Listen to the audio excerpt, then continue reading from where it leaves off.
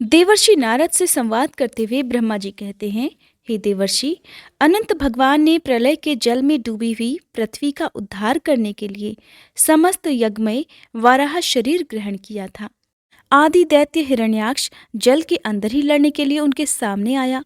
जैसे इंद्र ने अपने वज्र से पर्वतों के पंख काट डाले थे, वैसे ही वराह भगवान ने अपनी दाढ़ों से उसके टुकड़े टुकड़े कर दिए। और फिर उन्हीं प्रभु ने रुचि नामक प्रजापति की पत्नी आकुति के गर्भ से सुयज्ञ के रूप में अवतार ग्रहण किया। उस अवतार में उन्होंने दक्षिणा नाम की पत्नी से सुयम नाम के देवताओं को उत्पन्न किया और तीनों लोकों के बड़े बड़े संकट हर लिए। इसी से स्वयंभू मनु उन्हें हरि के नाम से पुकारते हैं। हे नारद, कर्दम प्रजापति के घर देवहूति के गर्भ से 9 बहनों के साथ भगवान ने कपिल के रूप में अवतार ग्रहण किया। उन्होंने अपनी माता को उस आत्मज्ञान का उपदेश दिया जिससे वे इसी जन्म में अपने हृदय के संपूर्ण मल अर्थात तीनों गुणों की आसक्ति का सारा कीचड़ धोकर कपिल भगवान के वास्तविक स्वरूप को प्राप्त हो गईं। महर्षि अत्रि भगवान को पुत्र के रूप में प्राप्त करना चाहते थे। उन पर प्रसन्न होकर भगवान ने उनसे एक दिन कहा, मैंने अपने आप को तुम्हें दे दिया। इसी से अवतार लेने पर भगवान का नाम दत्त अर्थात दत्तात्रेय पड़ गया। उनके चरण कमलों के पराग से अपने शरीर को पवित्र करके राजा यदु और सहस्त्रार्जुन आदि ने योग की भोग और मोक्ष दोनों ही सिद्धियां प्राप्त कर ली। हे नारद, सृष्टि के प्रारंभ में मैंने विविध लोकों को रचने की इच्छा से तपस्या की। मेरे उस अखंड तप से प्रसन्न होकर उन्होंने तप अर्थ वाले सन नाम से युक्त होकर सनक, सनंदन, सनातन और सनत कुमार के रूप में अवतार ग्रहण किया। इस अवतार में उन्होंने प्रलय के कारण पहले कल्प के भूले हुए आत्मज्ञान का ऋषियों के प्रति यथावत उपदेश किया, जिससे उन लोगों ने तत्काल परम तत्व का अपने हृदय में साक्षात्कार कर लिया। धर्म की पत्नी दक्ष कन्या मूर्ति के गर्भ से वे नर नारायण के रूप में प्रकट हुए। उनकी तपस्या का प्रभाव उन्हीं के जैसा है। इंद्र की भेजी हुई काम की सेना अप्सराएं उनके सामने जाते ही अपना स्वभाव खो बैठी। वे अपने हाव भाव से उन आत्मस्वरूप भगवान की तपस्या में विघ्न नहीं डाल पाई। हे नारद, शंकर आदि महानुभाव अपनी रोष भरी दृष्टि से कामदेव को जला देते हैं, परंतु अपने आप को जलाने वाले असही क्रोध को वे नहीं जला पाते। वही क्रोध नर नारायण के निर्मल हृदय में प्रवेश करने के पहले ही डर के मारे कांप जाता है। फिर भला उनके हृदय में काम का प्रवेश तो हो ही कैसे सकता है। अपने पिता राजा उत्तानपाद के पास बैठे हुए 5 वर्ष के बालक ध्रुव को उनकी सौतेली माता सुरुचि ने अपने वचन बाणों से भेद दिया था। इतनी छोटी अवस्था होने पर भी वे उस ग्लानि से तपस्या करने के लिए वन में चले गए थे। उनकी प्रार्थना से प्रसन्न होकर भगवान प्रकट हुए और उन्होंने ध्रुव को ध्रुवपद का वरदान दे दिया।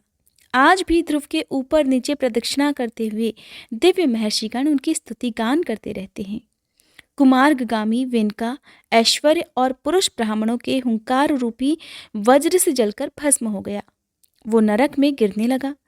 ऋषियों की प्रार्थना करने पर भगवान ने उसके शरीर मंथन से पृथु के रूप में अवतार धारण कर उसे नरक से उबारा और इस प्रकार पुत्र शब्द को चरित्रार्थ किया। पुत्र का अर्थ होता है पुत्र नामक नरक से रक्षा करने वाला। और फिर उसी अवतार में पृथ्वी को गाय बनाकर उन्होंने उससे जगत के लिए समस्त औषधियों का दोहन किया। राजा नाभि की पत्नी सुदेवी के गर्भ से भगवान ने ऋषभ देव के रूप में जन्म लिया। इस अवतार में समस्त आसक्तियों से रहित होकर अपनी इंद्रियों और मन को अत्यंत शांत करके और अपने स्वरूप में स्थित होकर समदर्शी के रूप में उन्होंने जड़ों की भांति योगचर्या का आचरण किया। इस स्थिति को महर्षि लोग परमहंस पद अथवा अवधूत चर्या कहते हैं। इसके बाद स्वयं उन्हीं यज्ञ पुरुष ने मेरे यज्ञ में स्वर्ण के समान कांति वाले हयग्रीव का रूप धारण किया।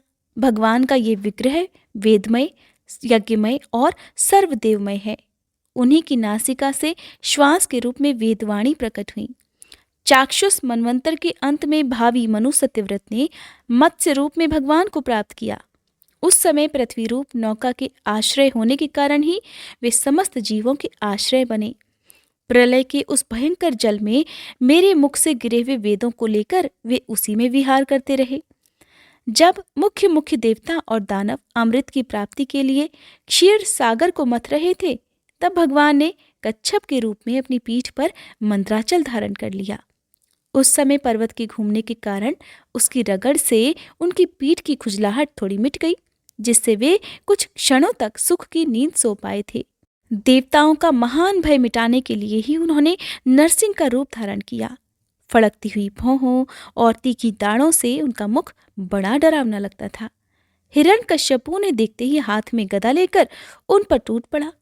इस पर भगवान नरसिंह ने दूर से ही उसे पकड़कर अपनी जांघों पर डाल लिया और उसके छटपटाते रहने पर भी अपने नखों से उसका पेट फाड़ डाला। बड़े भारी सरोवर में महाबली ग्राह ने गजेंद्र का पैर पकड़ लिया। जब बहुत थककर वो घबरा गया, तब उसने अपनी सूंड में कमल लेकर भगवान को पुकारा, हे आदि पुरुष, हे समस्त लोकों के स्वामी, हे श्रवण मात्र से कल्याण करने वाले। उसकी पुकार सुनकर अनंत शक्ति भगवान चक्रपाणी गरुड़ की पीठ पर चढ़कर वहां आए और अपने चक्र से उन्होंने ग्राह का मस्तक उखाड़ डाला। इस प्रकार कृपा परवश भगवान ने अपनी शरण में आए हुए गजेंद्र की सूंड पकड़कर उस विपत्ति से उसका उद्धार किया था। भगवान वामन अदिति के पुत्रों में सबसे छोटे थे, परंतु गुणों की दृष्टि से वे सबसे बड़े थे, क्योंकि यज्ञ पुरुष भगवान ने इस अवतार में बलि के संकल्प छोड़ते ही संपूर्ण लोकों को अपने चरणों से ही नाप लिया था। वामन बनकर उन्होंने 3 पग पृथ्वी के बहाने बलि से सारी पृथ्वी तो ले ली, परंतु ये बात इससे भी सिद्ध कर दी कि सन्मार्ग पर चलने वाले पुरुषों को याचना के सिवा और किसी उपाय से समर्थ पुरुष भी अपने स्थान से नहीं हटा सकते, ऐश्वर्य से च्युत नहीं कर सकते। दैत्यराज बलि ने अपने सिर पर स्वयं भगवान वामन का चरणामृत धारण किया था। ऐसी स्थिति में उन्हें जो देवताओं के राजा इंद्र की पदवी मिली, और इसमें बलि का कोई पुरुषार्थ नहीं था। अपने गुरु शुक्राचार्य के मना करने पर भी वे अपनी प्रतिज्ञा विपरीत कुछ भी करने को तैयार नहीं हुए। उनके गुरु ने उन्हें पहले ही आगाह कर दिया था कि तुमसे छल से 3 पग भूमि के बदले सारी पृथ्वी दान में मांग ली जाएगी, परंतु वे क्या भगवान का तीसरा पग पूरा करने के लिए उनके चरणों में सिर रखकर उन्होंने अपने आप को भी समर्पित कर दिया। हे नारद, तुम्हारे अत्यंत प्रेम भाव से परम प्रसन्न होकर हंस के रूप में भगवान ने तुम्हें योग, ज्ञान और आत्म तत्व को प्रकाशित करने वाले भागवत धर्म का उपदेश दिया। ये केवल भगवान के शरणागत भक्तों को ही आसानी से प्राप्त होता है। वे ही भगवान स्वयंभू आदि मनवंतरों में मनु के रूप में अवतार लेकर मनुवंश की रक्षा करते हुए 10 दिशाओं में अपने सुदर्शन चक्र के समान तेज से बेरोक टोक निष्कंटक राज्य करते हैं। तीनों लोकों के ऊपर सत्यलोक तक उनके चरित्रों की कमनीय कीर्ति फैल जाती है, और उसी रूप में वे समय समय पर पृथ्वी के भारभूत दुष्ट राजाओं का भी दमन करते रहते हैं। स्वनाम धन्य भगवान धन्वंतरी अपने नाम से ही बड़े बड़े रोगियों के रोग तत्काल नष्ट कर देते हैं। उन्होंने अमृत पिलाकर देवताओं को अमर कर दिया और दैत्यों के द्वारा हरण किए हुए उनके यज्ञ भाग उन्हें फिर से दिला दिए। उन्होंने ही अवतार लेकर संसार में आयुर्वेद का प्रवर्तन किया। जब संसार में ब्राह्मण द्रोही आर्य मर्यादा का उल्लंघन करने वाले नारकीय क्षत्रिय अपने नाश के लिए ही दैववश बढ़ जाते हैं और पृथ्वी के कांटे बन जाते हैं, तब भगवान महापराक्रमी परशुराम के रूप में अवतीर्ण होकर अपनी तीखी धार वाले फरसे से 21 बार उनका संहार कर डालते हैं।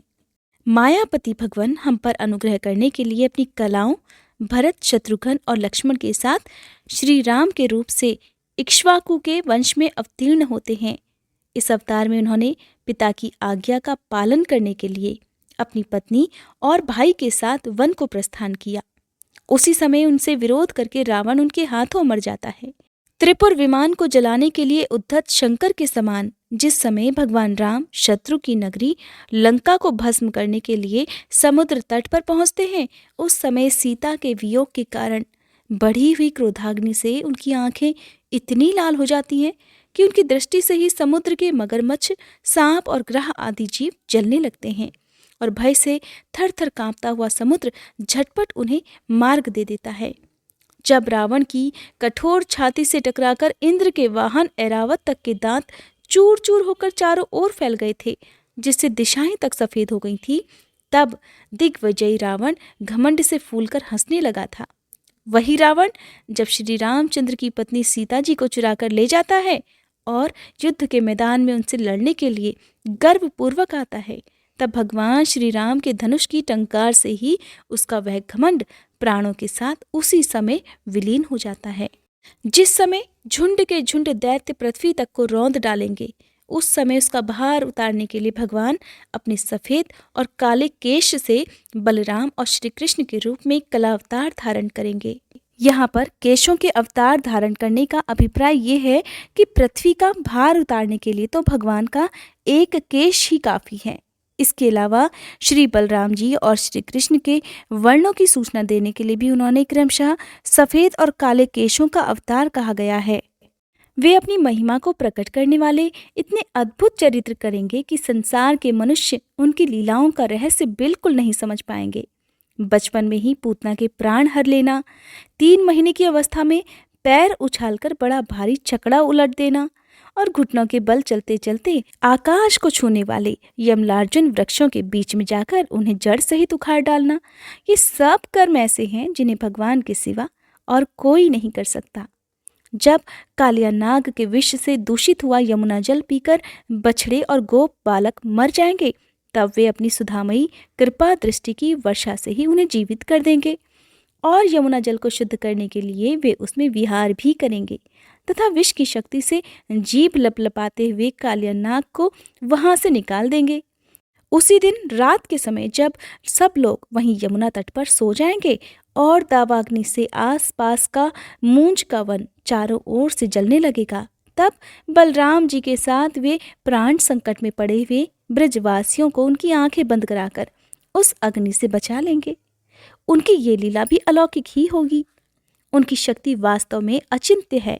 उनकी माता उन्हें बांधने के लिए जो जो रस्सी लाएंगी, वही उनके उदर में पूरी नहीं पड़ पाएगी, 2 अंगुल छोटी ही रह जाएगी। तथा जम्भाई लेते समय श्री कृष्ण के मुख में 14 भुवन देखकर पहले तो यशोदा मैया भयभीत हो जाएंगी, परंतु फिर वे संभल जाएंगी। वे नंद बाबा को अजगर के भय से और वरुण के पाश से छुड़ा देंगे। मैदानव का पुत्र व्योमासुर जब गोप बालों को पहाड़ की गुफाओं में बंद कर देगा, तब वे उन्हें भी वहां से बचा लाएंगे। गोकुल के लोगों को जो दिन भर तो काम धंधों में व्यस्त रहते हैं और रात को अत्यंत थक कर सो जाते हैं, साधनाहीन होने पर भी वे अपने परम धाम में ले जाएंगे। हे निष्पाप नारद, जब श्री कृष्ण की सलाह से गोप लोग इंद्र का यज्ञ बंद कर देंगे, तब इंद्र ब्रजभूमि का नाश करने के लिए चारों ओर से मूसलाधार वर्षा करने लगेंगे। उससे उनकी तथा उनके पशुओं की रक्षा करने के लिए भगवान कृपा परवश होकर 7 वर्ष की अवस्था में ही 7 दिनों तक गोवर्धन पर्वत को एक ही हाथ से छत्रक पुष्प अर्थात कुकुरमुत्ते की तरह खेल ही खेल में धारण किए रहेंगे। वृंदावन में विहार करते हुए रास करने की इच्छा से वे रात के समय जब चंद्रमा की उज्जवल चांदनी चारों ओर छिटक रही होगी, अपनी बांसुरी पर मधुर संगीत की लंबी तान छेड़ेंगे। उससे प्रेम विवश होकर आई हुई गोपियों को जब कुबेर का सेवक शंखचूर्ण हरण करेगा, तब वे उसका सिर उतार लेंगे। और भी बहुत से प्रलंबासुर, धेनुकासुर, बकासुर, केशी, अरिष्टासुर आदि दैत्य, चाणूर आदि पहलवान, कुवलयापीड, हाथी, कंस, कालयवन, भौमासुर, मिथ्या वासुदेव, शाल्व, द्विदवानर, बलवल, दंतवक्त्र, राजा नग्नजित के 7 बैल, विदुरथ और रुक्मी आदि तथा कंबोज, मत्स्य, कुरु, केकय और सुंजय आदि देशों के राजा लोग और जो भी योद्धा धनुष धारण करके युद्ध के मैदान में आएंगे, वे सब बलराम, भीमसेन और अर्जुन आदि नामों की आड़ में स्वयं भगवान के द्वारा मारे जाकर उन्हीं के धाम में चले जाएंगे। समय के फेर से लोगों की समझ कम हो जाती है, आयु भी कम होने लगती है। उस समय जब भगवान देखते हैं कि अब ये लोग मेरे तत्व को बतलाने वाली वेदवाणी को समझने में असमर्थ होते जा रहे हैं, तब प्रत्येक कल्प में सत्यवती के गर्भ से व्यास के रूप में प्रकट होकर ये वेद रूपी वृक्ष का विभिन्न शाखाओं के रूप में विभाजन कर देते हैं। हे नारद, जब संसार की रचना का समय होता है, तब तपस्या, 9 प्रजापति, मरीचि आदि ऋषि और मेरे रूप में जब सृष्टि की रक्षा का समय होता है, तब धर्म, विष्णु, मनु, देवता और राजाओं के रूप में, तथा जब सृष्टि के प्रलय का समय होता है, तब अधर्म, रुद्र तथा क्रोधवश नाम के सर्प एवं दैत्य आदि के रूप में सर्वशक्तिमान भगवान की माया विभूतियां ही प्रकट होती हैं। अपनी प्रतिभा के बल से पृथ्वी के एक एक धूलि कण को गिन चुकने पर भी जगत में ऐसा कौन सा पुरुष है जो भगवान की शक्तियों की गणना कर सके। जब वे त्रिविक्रम अवतार लेकर त्रिलोकी को नाप रहे थे, उस समय उनके चरणों के अदम्य वेग से प्रकृति रूप अंतिम आवरण से लेकर सत्यलोक तक का सारा ब्रह्मांड कांपने लगा था। तब उन्होंने ही अपनी शक्ति से उसे स्थिर किया था। समस्त सृष्टि की रचना और संहार करने वाली माया उनकी एक शक्ति है। ऐसी ऐसी अनंत शक्तियों की आश्रय उनके स्वरूप को न मैं जानता हूँ और न वे तुम्हारे बड़े भाई सनकादि ही। फिर भला दूसरों का तो कहना ही क्या है। आदिदेव भगवान शेष सहस्त्र मुख से उनके गुणों का गायन करते आ रहे हैं, परंतु वे अब भी उसके अंत की कल्पना नहीं कर सके। जो निष्कपट भाव से अपना सर्वस्व और अपने आप को भी उनके चरण कमलों में निछावर कर देते हैं, उन पर वे अनंत भगवान स्वयं ही अपनी ओर से दया करते हैं और उनकी दया के पात्र ही उनकी दो स्तर माया का स्वरूप जानते हैं और उसके पार जा पाते हैं। वास्तव में ऐसे पुरुष ही कुत्ते और सियार के कलेवा रूप अपने और पुत्रों के शरीर में ये मैं हूँ और ये मेरा है ऐसा भाव नहीं करते।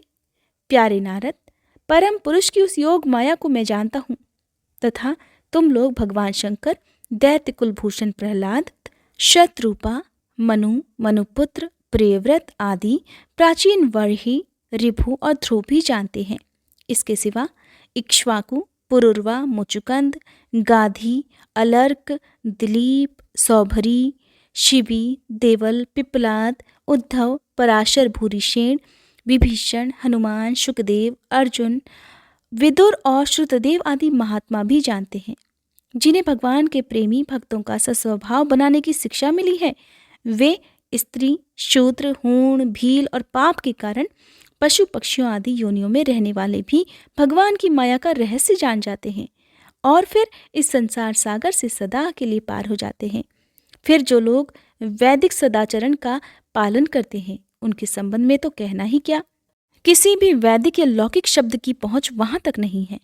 अनेक प्रकार के साधनों से संपन्न होने वाले कर्मों का फल भी वहां तक नहीं पहुंच सकता, और तो क्या स्वयं माया भी उनके सामने नहीं जा पाती, लजाकर भाग खड़ी होती है।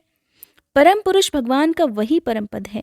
महात्मा लोग उसी का शोक रहित अनंत आनंद स्वरूप ब्रह्म के रूप में साक्षात्कार करते हैं। संयमशील पुरुष उसी में अपने मन को समाहित करके स्थित हो जाते हैं। जैसे इंद्र स्वयं मेघ रूप से विद्यमान होने के कारण जल के लिए कुआं खोदने की कुदाल नहीं रखते, वैसे ही वे भेद दूर करने वाले ज्ञान साधुओं को भी छोड़ देते हैं।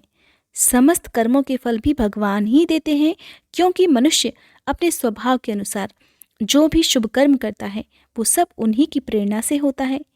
इस शरीर में रहने वाले पंचभूतों के अलग अलग हो जाने पर जब यह शरीर नष्ट हो जाता है, तब इसमें रहने वाला अजन्मा पुरुष आकाश के समान नष्ट नहीं हो पाता। हे पुत्र नारद, संकल्प से विश्व की रचना करने वाले श्री हरि का मैंने तुम्हारे सामने संक्षेप से वर्णन कर दिया। जो कुछ कार्य कारण अथवा भाव अभाव है वो सब भगवान से अलग नहीं है। फिर भी भगवान तो इससे अलग भी हैं। भगवान ने मुझे जो उपदेश दिया था वह यही भागवत है। इसमें भगवान की विभूतियों का संक्षिप्त वर्णन है। तुम इसका विस्तार करो। जिस प्रकार सबके आश्रय और सर्वस्वरूप भगवान श्री हरि में लोगों की प्रेमयी भक्ति हो, ऐसा निश्चय करके इसका वर्णन करो। जो पुरुष भगवान की अचिंत्य शक्ति माया का वर्णन या दूसरे के द्वारा किए गए वर्णन का अनुमोदन करते हैं अथवा श्रद्धा के साथ नित्य श्रवण करते हैं, उनका मन माया से कभी मोहित नहीं होता। महाभारत के आदि पर्व में एकलव्य की गुरु भक्ति का भी वर्णन मिलता है। एकलव्य का उदाहरण आज भी सभी छात्रों को दिया जाता है। इतिहास में गुरु भक्ति के लिए दो सबसे प्रसिद्ध उदाहरण हैं, एकलव्य का और दूसरा आरुणि का। आरुणि भी अपने गुरु की आज्ञा का हमेशा पालन किया करता था, लेकिन आज मैं आपको सुनाऊंगी एकलव्य की कहानी। हर बार की तरह जिस तरह मैं आपको भागवत पुराण की कथाएं प्रारंभ करने से पहले महाभारत की कहानियां भी सुनाती हूँ, तो आइए जानते हैं एकलव्य के बारे में। बात उस समय की है जब शिक्षा का रूप आज से बहुत साल पहले, कई हजार वर्षों पहले बहुत अलग हुआ करता था। तब आज की तरह स्कूल नहीं हुआ करते थे, ना हॉस्टल हुआ करते थे। उस समय पढ़ाई के लिए हुआ करते थे गुरुकुल, जिसमें विद्यार्थियों को शिक्षा ग्रहण करने के लिए अपने गुरुजी के पास आश्रम में ही रहना होता था। सभी मिलजुल कर एक परिवार की तरह रहा करते थे और मिल बांट कर सारे काम भी किया करते थे। तब उन दिनों छात्रों को न केवल शिक्षा दी जाती थी, बल्कि उन्हें खेती, कृषि आदि सभी काम भी सिखाए जाते थे। हर तरह से उन्हें निपुण भी बनाया जाता था और सारे शिष्य बड़ी निष्ठा और ईमानदारी से शिक्षा प्राप्त करते थे। उस समय शिक्षा भी कुल के अनुसार ही दी जाती थी। ब्राह्मणों और क्षत्रियों के अलावा किसी को भी शिक्षा नहीं दी जाती थी। हालांकि शिक्षा प्राप्ति का अधिकार सभी को है। ये बात है लगभग 5000 वर्ष पुरानी, जब भारतवर्ष में कुरु वंश का शासन बहुचर्चित था। उन दिनों एक भील बालक हुआ करता था जिनका नाम था एकलव्य, और वो भीलों के राजा का पुत्र था। एकलव्य बहुत सुंदर गठीले बदन वाला और एक होनहार बालक था। अपनी छोटी उम्र के बालकों से बहुत अलग था। छोटी उम्र से ही उसके बड़े बड़े सपने थे और खुद के विचार भी थे, जिसके कारण सभी उससे बहुत प्रभावित भी रहा करते थे। एक दिन की बात है कि भील राजा अपने पुत्र एकलव्य को बहुत गंभीरता से देख रहे थे और कुछ सोच रहे थे। एकलव्य उन्हें बहुत खोया खोया और बेचैन सा दिखाई दे रहा था। एकलव्य का मन बाकी साधारण बच्चों की तरह शरारतों में नहीं, बल्कि किसी उलझन में उलझा हुआ दिखाई दे रहा था। पिता ने जब अपने बेटे को इस तरह से उलझन में पड़ा हुआ देखा, तो उससे इस गंभीरता का कारण पूछा। तब एकलव्य ने अपने मन की बात अपने पिताजी से बताते हुए कहा, पिताश्री, मैं एक धनुर्धर बनना चाहता हूँ और इसकी शिक्षा मैं गुरु द्रोण से लेना चाहता हूँ। ये बात सुनकर उनके पिता सोच में पड़ गए, क्योंकि वो जानते हैं कि गुरु द्रोणाचार्य केवल राजकुमारों को ही शिक्षा देते हैं और भील जाति को विद्या देना गुरु द्रोण के धर्म के विरुद्ध है। लेकिन एकलव्य के मन में तो धनुर्धर बनने की जो इच्छा थी वो इतनी प्रबल थी कि उसके आगे भी उनके पिता कुछ नहीं कह पाए और अपने पुत्र को गुरु द्रोणाचार्य के पास जाने की आज्ञा दे दी। एकलव्य बहुत उत्साह के साथ गुरुकुल की तरफ यात्रा प्रारंभ कर देते हैं। अपने मन में ढेर सारे दृढ़ संकल्प लिए और मन में कई सारे विचार लेकर एकलव्य गुरु द्रोणाचार्य के गुरुकुल में पहुंच गए। उस समय द्रोणाचार्य हस्तिनापुर के राजकुमारों को शिक्षित कर रहे थे। तब एकलव्य गुरुकुल में प्रवेश करते हैं। उनकी आंखें तेजी से गुरु द्रोणाचार्य को ढूंढ रही थी। उन्होंने कभी भी गुरु द्रोणाचार्य को देखा नहीं था, लेकिन उनके मन में उनकी एक विशेष छवि थी और वो उसी छवि को ढूंढ रहे थे। तब उन्हें आश्रम के प्रशिक्षण क्षेत्र में, जहाँ पर गुरु अपने बालकों को, अपने शिष्यों को शिक्षा दे रहे थे, वहाँ पर एक गुरु भी दिखाई दिए, जो कि एक बालक को उस समय धनुर्विद्या का पाठ सिखा रहे थे। एकलव्य ने बस उनकी एक झलक देखी और झलक देखते ही वो समझ गए कि यही हैं उनके गुरु द्रोणाचार्य, जिनसे वो शिक्षा प्राप्त करने के लिए अपने घर से इतनी दूर आए हैं। तब एकलव्य गुरु द्रोणाचार्य के पास जाकर उन्हें प्रणाम करते हैं। अपने सामने एक अपरिचित चेहरे को देखकर गुरु द्रोणाचार्य उस बालक से प्रश्न करते हैं, पूछते हैं कि तुम कौन हो? मैंने तो तुम्हें इससे पहले कभी भी अपने आश्रम में नहीं देखा।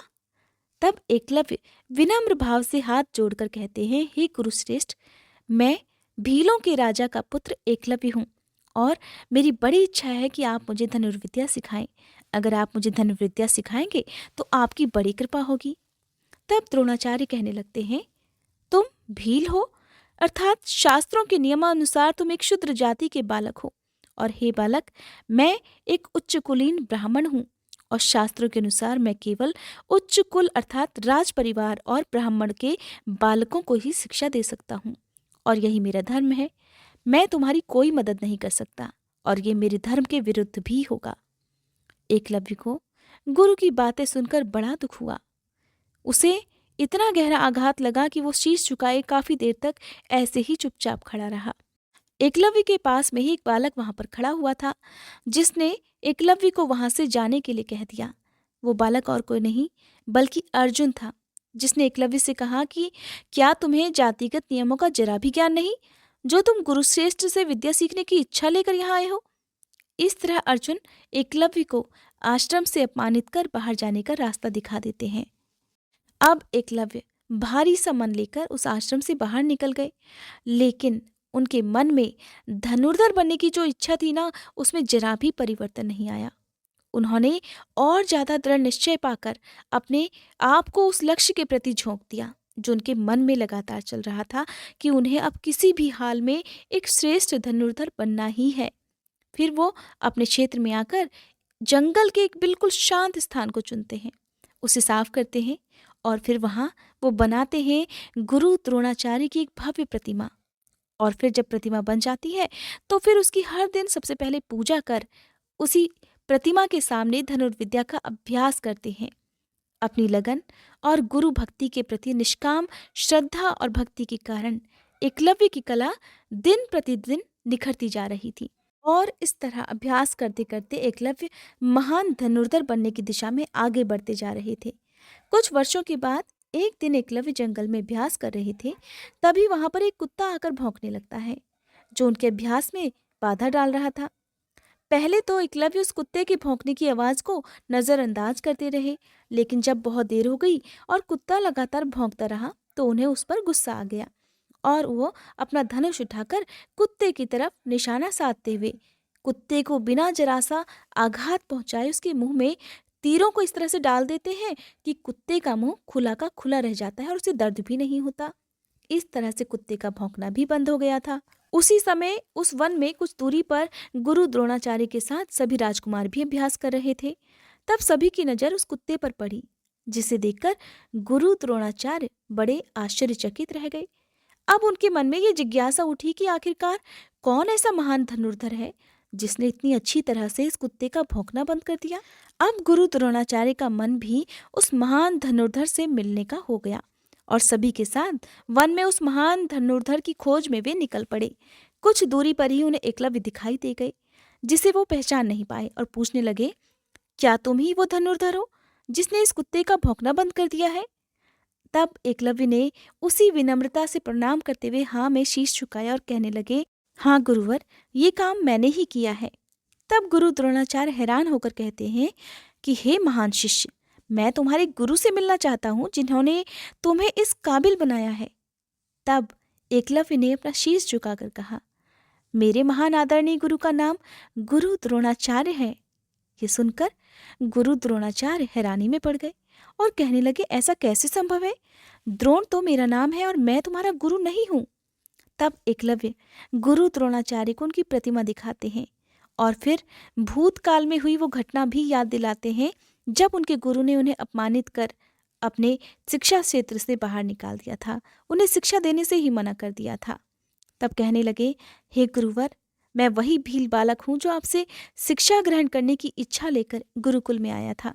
तब आपने मुझे शूद्र कहकर ना कह दिया था, लेकिन मेरी बड़ी प्रबल इच्छा थी कि मैं धनुर्धर बनूं और महान धनुर्धर बनूं। इसलिए मैंने आपकी प्रतिमा बनाई और आपकी प्रतिमा को ही गुरु मानकर उसके सामने अभ्यास करना प्रारंभ कर दिया।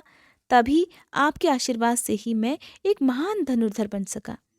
ये देखकर गुरु द्रोणाचार्य को बहुत खुशी हुई, लेकिन उनके अहम को आघात भी पहुंचा, क्योंकि उन्होंने ये प्रतिज्ञा ले रखी थी कि वे अर्जुन को श्रेष्ठ धनुर्धारी बनाएंगे। और जब गुरु द्रोणाचार्य ने देखा कि अर्जुन तो एकलव्य के आगे कहीं भी नहीं ठहरता और ऐसा होने से तो गुरु द्रोणाचार्य की दी हुई शिक्षा भी व्यर्थ थी, तभी गुरु द्रोणाचार्य के मन में एक विचार आया। उन्हें ये अपना अपमान लगा। तब उन्होंने एकलव्य से कहा कि तुमने शिक्षा तो प्राप्त कर ली शिष्य, पर क्या तुम जानते हो शिक्षा के बदले गुरु को गुरु दक्षिणा भी दी जाती है? क्या तुम मुझे गुरु दक्षिणा नहीं दोगे? ये बात सुनकर एकलव्य बहुत खुश हुआ। उसके लिए तो ये बात ही बहुत बड़ी थी कि गुरु द्रोणाचार्य ने उसे अपना शिष्य कहा है, और वो खुशी खुशी कहने लगा, हे गुरुवर, ये तो मेरा सौभाग्य होगा अगर मैं आपको शिष्य के रूप में गुरु दक्षिणा दे सकूं। आप कहिए, मैं आपको अवश्य दूंगा। तब गुरु द्रोणाचार्य कहने लगे, शिष्य एक बार सोच लो, अगर तुम ना दे सको तो तुम्हारी विद्या तो व्यर्थ जाएगी। एकलव्य कहने लगे, हे गुरुवर, आप जो कहेंगे मैं प्राण देकर भी दूंगा। तब गुरु द्रोणाचार्य बड़ी क्रूरता से कहने लगे, हे महान धनुर्धर, मुझे गुरु दक्षिणा में तुम्हारे दाहिने हाथ का अंगूठा चाहिए। जिसे सुनकर वहां खड़ा हुआ हर एक बालक स्तब्ध रह गया, क्योंकि किसी धनुर्धारी से उसके दाहिने हाथ का अंगूठा मांगना मतलब उससे उसकी शिक्षा लेने के बराबर ही था। लेकिन गुरु द्रोण को अर्जुन को ही श्रेष्ठ बनाना था, जो कि एकलव्य के होते तो बिल्कुल असंभव था। एकलव्य ने सुनकर मुस्कुराते हुए अपनी कमर में बंधे हुए चाकू को निकाला और बिना किसी शंका के एक ही क्षण में अपने दाहिने हाथ का अंगूठा काटकर अपने गुरु को गुरु दक्षिणा में दे दिया। ऐसा करते ही गुरु द्रोण को बड़ी आत्मग्लानि हुई, लेकिन वो अपने प्रण के आगे निष्ठुर बन गए। तब गुरु द्रोण आगे बढ़कर एकलव्य के शीश पर हाथ रखते हुए उसे आशीर्वाद देकर कहते हैं, पुत्र, अंगूठा दान में देने के बाद भले ही तुम आज के बाद कभी धनुष और बाण ना उठा पाओ, लेकिन इसके बाद भी इतिहास के पन्नों में एक महान धनुर्धारी के रूप में तुम्हें जाना जाएगा। तुम्हारी कथा हर एक मनुष्य के मुख पर होगी जब कोई गुरु दक्षिणा और गुरु निष्ठा की बात कहेगा। और इस तरह एकलव्य अपने संकल्प के कारण बिना गुरु के भी एक महान धनुर्धर बनता है और अपनी गुरु निष्ठा और दक्षिणा के लिए आज भी जाना जाता है। अब सुनिए आगे की कथा। राजा परीक्षित ने कहा, हे भगवान, आप वेद वेत्ताओं में श्रेष्ठ हैं। मैं आपसे ये जानना चाहता हूँ कि जब ब्रह्मा जी ने निर्गुण भगवान के गुणों का वर्णन करने के लिए नारद जी को आदेश दिया, तब उन्होंने किन किन को किस रूप में उपदेश दिया? एक तो अचिंत शक्तियों के आश्रय भगवान की कथाएं ही लोगों का परम मंगल करने वाली हैं। दूसरे, देवर्षि नारद का सबको भगवत दर्शन कराने का स्वभाव है। आप अवश्य ही उनकी बातें भी मुझे सुनाइए। महाभाग्यवान सुखदेव जी, आप मुझे ऐसा उपदेश कीजिए कि मैं अपने आसक्ति रहित मन को सर्वात्मा भगवान श्री कृष्ण में तन्मय करके अपना शरीर छोड़ सकूं।